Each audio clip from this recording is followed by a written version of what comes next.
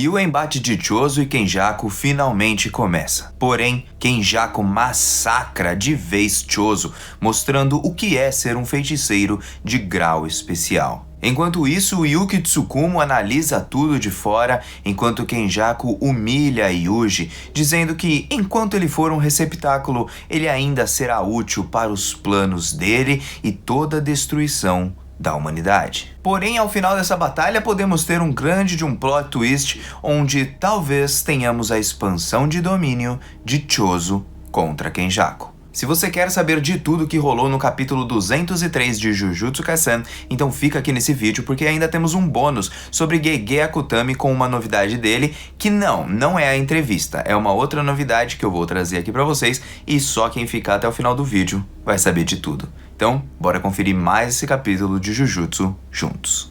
E aí galera do canal do Mano Joe, como vocês estão? Espero que todos estejam muito bem. E hoje Mano Joe aqui tá na área mais uma vez para mais um vídeo de Jujutsu Kaisen. Só adiantando para vocês que eu não estou aparecendo, obviamente, porque eu ainda estou meio gripado, então alguns vídeos não estou conseguindo fazer com a câmera normal, então só o áudio. Espero que vocês curtam, compartilhem, façam as paradas que vocês sempre curtem fazer aí. E agradeço muito o comentário de todos vocês. Gostaria muito de saber a opinião de todos vocês acerca desse capítulo, que eu achei muito bom. Avançou bastante a luta ali do Choso contra o Kenjaku e gostei bastante por conta do Kenjaku humilhar o Yuji. Não que eu goste que o Yuji seja humilhado, porém eu gostei dele mostrar mais uma faceta dele, aquela faceta de vilão que tava faltando aparecer um pouquinho mais. De toda forma, parece que a gente já vai ter ali a derrota de Choso, pelo menos é uma grande possibilidade. A morte dele é mais do que eminente e teremos sim a batalha de Yuki Tsukumo contra o Kenjaku. E detalhe, ambos são feiticeiros de grau especial. Isso é importante a ser relatado. E bom, gente, vamos começar o capítulo 203, né? O capítulo vai começar com uma conversa do Choso com a Yuki, onde ele diz: me deixe lutar contra o Kenjaku. Eu preciso lutar contra ele primeiro. Porém, se ambos, tanto a Yuki quanto o Choso, lutassem juntos, não daria muito certo. Pelo menos é isso que o Choso nos diz. Então ele fala assim, ó, pelo menos eu indo na frente, sendo o mais fraco entre nós, é mais fácil com que eu consiga algumas informações sobre as técnicas amaldiçoadas dele, quantas maldições ele ainda tem, esse monte de coisa, porque assim você pode ir pra batalha muito mais preparada. E ainda se eu conseguir fazer ele ativar sua expansão de domínio, ele vai se sentir exausto, porque todo feiticeiro Jujutsu, tirando o Hakari basicamente, se sente exausto ao usar a expansão de domínio. Trabalhando com essa possibilidade, Choso vai à frente lutar contra o Kenjaku e a Yuki avisa mais uma vez que ele vai morrer. Só que o Choso já não liga mais para a própria vida, até porque o importante para ele mesmo é que Kenjaku seja derrotado. Ele, que é a grande desgraça desse mundo Jujutsu, vá para a vala. Muito interessante essa conversa entre todos eles, porque o Choso, ele também nunca foi um cara apegado à vida. Na verdade, o Choso, desde que ele nos é apresentado, ele mesmo falando nesse capítulo, ele apenas se sente na obrigação de ser o irmão mais velho do Ezo, do Keshizu e até mesmo do próprio Itadori Yuji. Mostrando mais uma vez que esse feto amaldiçoado, ele teve uma parcela ali de humanidade, então ele não virou exatamente completamente uma maldição e o seu híbrido poderia até coexistir com os humanos. E essa convicção pura de ajudar os seus irmãos, colocar eles em primeiro lugar, é uma das qualidades que a maioria das pessoas gosta no Choso. É por isso que é um personagem muito importante. Porém, bom, tirando esse flashback depois da conversa do Choso com a Yuki Tsukumo, o Choso parte pro ataque com seu sangue perfurante pra cima do Kenjaku. Kenjaku que desvia e utiliza uma de suas maldições, e detalhe, ele vai usar todas as maldições de nível baixo, mas Kenjaku é muito mais habilidoso, ao que parece, do que o Getou. Não é à toa que ele tem 1000 anos, então ele já passou muito tempo, aprendeu muitas coisas, então fica muito mais fácil dele utilizar suas técnicas, tendo todos esses conhecimentos por tantos anos. Então é aí que começa a batalha de fato com o Choso. Ele joga uma pedra em cima do Choso, o Choso sente que está sendo subestimado, mas realmente ele está sendo subestimado. Até porque o Choso é classificado como um feiticeiro de grau 1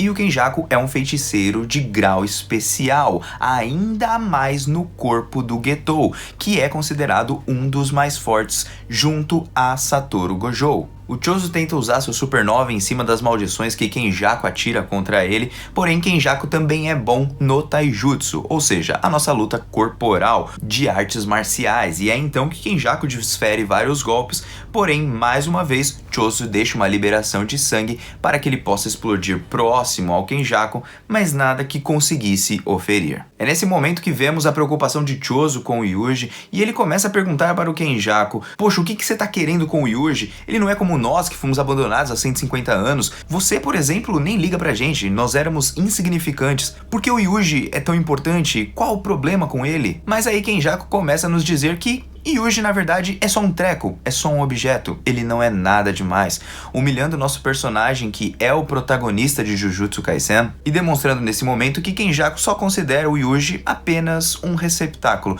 para manter o Sukuna como uma cortina de fumaça, até porque o Sukuna não é o grande objetivo do Kenjaku no final das contas. Kenjaku aparentemente tem um objetivo muito maior, como foi demonstrado nos capítulos passados. A sua curiosidade pela ciência, pelas maldições, pela evolução é muito maior do que o Sukuna poderia fazer. Talvez o próprio Kenjaku queira descobrir apenas qual é o ápice de toda a humanidade. E talvez até nem alcançar esse ápice, mas apenas ver, contemplar, uma vez que ele já contemplou também Sukuna no seu auge. E aqui, para que vocês entendam esse sinal de fumaça, é que o Yuji chama muito a atenção de todo o alto escalão Jujutsu, o que promoveu que o Kenjaku conseguisse passar pelas cortinas do mundo Jujutsu e fazer com que todos os seus planos se concretizassem, usando apenas o Yuji como um bode expiatório. Mais uma bela estratégia desse vilão que é simplesmente sensacional e se prova cada vez mais como o cara mais soberbo de Jujutsu Kaisen.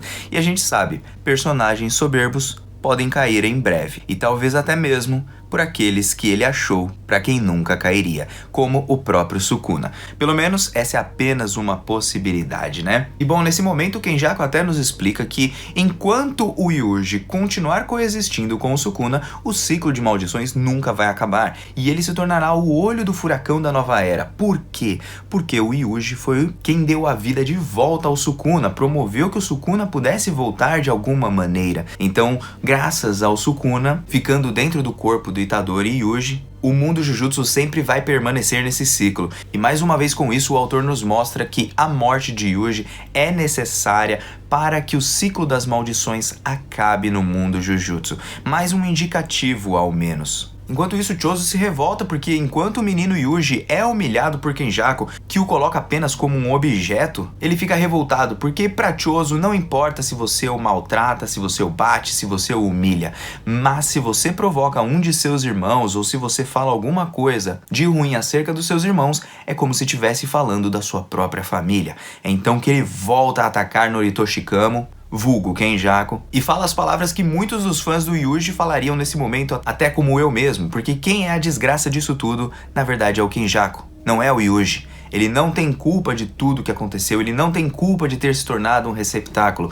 tentando tirar aquela carga que o Yuji vem carregando por muito tempo, principalmente depois de ter engolido os dedos do Sukuna. Isso mostra o quão o Chozo sente a dor do seu irmão e principalmente o que o Yuji sentiu em Shibuya e nos arcos posteriores, sentindo a culpa por ter simplesmente comido aquele dedo, e agora ele é o caos de tudo isso. Mas a culpa no final não é dele, é de outras pessoas que estavam planejando isso tudo por debaixo dos panos, como o próprio Kenjaku, e é por isso que o Chozo tenta fazer um embate de palavras com o Kenjaku, só que nada disso adianta, até porque várias maldições aparecem debaixo do chão, e é então que o Chozo começa a levar vários socos, chutes, é humilhado, enquanto é chamado de falha, mas ele não liga se é insignificante, ele apenas liga se os seus irmãos podem viver bem ou se o Yuji, que é o único que restou, pode ter uma vida melhor e feliz. E é então nesse momento que o Kenjaku mostra que ele já percebeu os planos do Chozo, ele sabe que Chozo está apenas fazendo tudo aquilo para ativar a sua expansão de domínio, e com isso o Yuki Tsukumo poderia aparecer e contra-atacá-lo. Só que sabendo de tudo isso, ele apenas utilizou maldições de nível baixo, mas com os seus conhecimentos e aprimorando através da sua técnica amaldiçoada todas essas maldições, ele as transforma em maldições muito mais fortes. Esse é um ponto importante do Kenjaku utilizar a manipulação de maldições, maldições. Porque se ele pode aprimorar maldições de nível baixo para níveis mais altos com a sua técnica, significa que talvez ele também consiga fazer isso com maldições ainda mais fortes. Talvez em algum momento ele possa até perder o controle, dependendo da maldição que ele venha a controlar. Não é algo que eu acho que ele arriscaria, porém nós podemos ver que ele pode sim utilizar coisas fracas para transformá-las em fortes, mostrando toda a sua técnica e habilidade, e a gente vai ver o que a Yuki vai tentar fazer contra o Kenjaku para derrotá-lo, porque a situação começa a ficar mais difícil. E é então que Chozo pergunta o que ele sabe sobre os seus irmãos, mas o Kenjaku nem liga para essas palavras. Então, enquanto fica com super raiva, tenta atacar mais uma vez Kenjaku, leva mais um golpe, é jogado para longe, e é então que Kenjaku pergunta: você sabe o que é ser um feiticeiro de grau especial? E bom, um feiticeiro de grau especial é simplesmente alguém que pode destruir um país com uma mão nas costas. O Gojo, claro, se enquadra aqui também, e o Getou, porque o Kenjaku está utilizando o corpo do Getou. E já que Kenjaku disse isso, será que Yuki Tsukumo conseguirá bater de frente com ele? Bom, eu acredito que sim, porém ela pode ser derrotada mais pro seu final, ou então Okotsu Yuta poderá aparecer junto a Tengen nesse momento com as informações que talvez Mei Mei tenha passado a ele, e com isso Kenjaku iria fugir nesse momento e não conseguir concretizar o seu plano com Tengen. Também é apenas uma possibilidade. Até porque, mesmo sendo de grau especial, nós não temos nenhum nível a mais do que isso. Apenas grau especial já é muita coisa, e aí nós não temos ideia se eles vão conseguir bater de frente com o Kenjaku sim ou não. Até porque Kenjaku já foi destacado na última entrevista de Gege Akutami, onde diz que ele dos 3 clãs é o mais forte no atual momento. Então que Kenjaku se prepara para mais um ataque, enquanto Tengen pergunta para Yuki Tsukumo se ela vai atacar nesse momento, mas ela ainda espera mais um pouquinho. Até porque Chozo ainda não foi derrotado. Ele percebe que falhou na sua missão como irmão mais velho, de proteger os seus irmãos, e isso é muito importante em Jujutsu Kaisen porque cria o vínculo entre o Chozo, Ezo e Keshizu, mais uma vez mostrando que Chozo é uma bela exemplificação do Oni-chan, o irmão mais velho, aquele que cuida de todos os outros irmãos, que quando os outros irmãos estão em apuros, ele sempre vai aparecer para ajudá-los. Ele se considera desinteressante, mas mesmo assim ele se recusa a perder para o Kenjaku, que é o seu pai lixo, e é então que ele volta mais uma vez, surpreende Kenjaku por um certo momento e vai partir mais uma vez para a batalha contra ele. É nesse momento que talvez tenhamos a expansão de domínio de Chozo, mostrando como talvez mais pra frente o próprio Norito Shikamo também irá utilizar a sua expansão de domínio. Talvez com isso nós possamos aprender como funciona a expansão de domínio do clã Kamo, que deve ser muito importante. Porque eu não sei se vocês se lembram, mas o Mahito também já não veio com uma expansão de domínio. Na verdade, conforme ele foi evoluindo, ele conseguiu ativar a sua expansão de domínio e criá-la. Da mesma forma, pode acontecer com Chozo nesse momento. Num momento de catarse, num momento de êxtase, no momento do clímax. Não que vai adiantar muita coisa, porque Chozo deve ser sim derrotado, e é graças a isso que eu imagino que Yuki Tsukumo conseguirá de alguma forma expulsar Kenjaku, pelo menos por um breve momento, ou então poderemos ter a aparição de Okotsu Yuta, porque o Yui, usando a sua técnica de teletransporte, que é o que nós teorizamos, levará Yuta até a tumba estelar e ele ajudará Yuki Tsukumo nessa batalha. É uma possibilidade, não é uma certeza, porém é a teoria. E como prometido para vocês, depois disso, né, o capítulo se encerra aí. Gostaria de saber os comentários de todos vocês, o que vocês acham do que eu comentei aqui. Mas conforme prometido, a novidade sobre Gege Akutami é que ele indicou um novo mangá. Tanto ele quanto Hiro Murakawa, a autora de Fullmetal Alchemist, indicaram a obra Sakamoto Days da Jump. É um novo mangá que tá saindo, tem até o momento 8 volumes, é um mangá que eu acompanho aqui no canal, gostaria muito que vocês começassem a acompanhar também, vale muito a pena, tem lutas muito boas como Jujutsu Kaisen, e a história começa com uma gag cômica e depois vai tomando rumos mais sérios como nos arcos atuais. Atualmente temos 93 capítulos e é um mangá excelente. Panini vai publicar aqui no Brasil e espero que vocês também acabem acompanhando, tá bom? É isso aqui no vídeo. Muito obrigado mais uma vez para todo mundo que deu like, deu dislike, compartilhou, comentou, se inscreveu. Muito obrigado de verdade, galera. Muito obrigado para quem me desejou melhoras por causa da gripe. E Mano Joe tá indo nessa. Até uma próxima. Espero vocês no próximo vídeo. Fui!